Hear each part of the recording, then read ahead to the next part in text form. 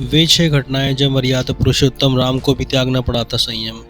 रामायण के बालकांड में वर्णन है कि जब प्रभु राम छोटे थे तो वे एक दिन भोजन कर रहे थे। उसी दौरान काकभक्षण उनकी रोटी लेकर उड़ गया। इससे शांत से रहने वाले बालक राम को क्रोध छलक जाता है। वे तीनों लोगों को अपने हाथ में भर लेते हैं।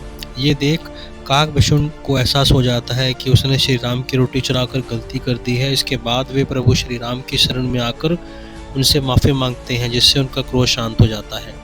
माता कैकेयी के वरदान मांगने पर जब श्री राम अपनी पत्नी माता सीता और भाई लक्ष्मण के साथ वन गमन कर रहे थे, तब शूर्पणखा उनके रूप में मोहित होकर विवाह करने की जिद करने लगती हैं।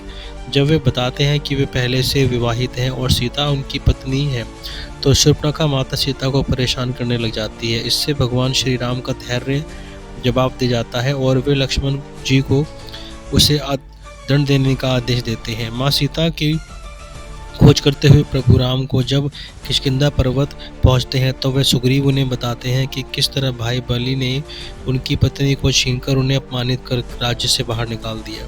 यह सुनकर मर्यादा पुरुषोत्तम क्रोध से भर जाते हैं।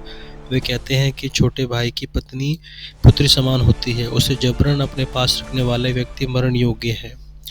बाली के वध के बाद प्रभु श्री राम के आदेश पर सुग्रीव को किष्किंधा प्रांत का राजा घोषित कर दिया जाता है। राजा बनने के बाद सुग्रीव भोगविलास में माँ सीता को ढूंढने के कार्य भूल जाते हैं। कई दिनों तक इंतजार करने के बाद भी सुग्रीव नहीं आते, तो वे लक्ष्मण जी के जरिए उन्हें संदेश भिजवाते हैं। जिस बाण से उन्होंने बाली का वध किया था वह अब भी उनके तरकश में मौजूद है, और जिस मार्ग से स्वयं बाली स्वर्ग गया था वह अभी तक बंद नहीं हुआ है।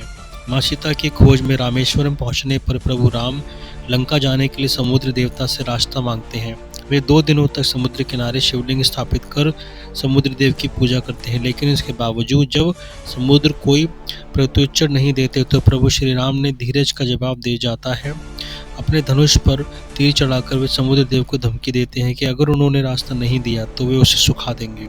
इससे डरकर समुद्र देव तुरंत प्रकट होकर क्षमा मांगते हैं और सेतु बनाने का सुझाव देते हैं।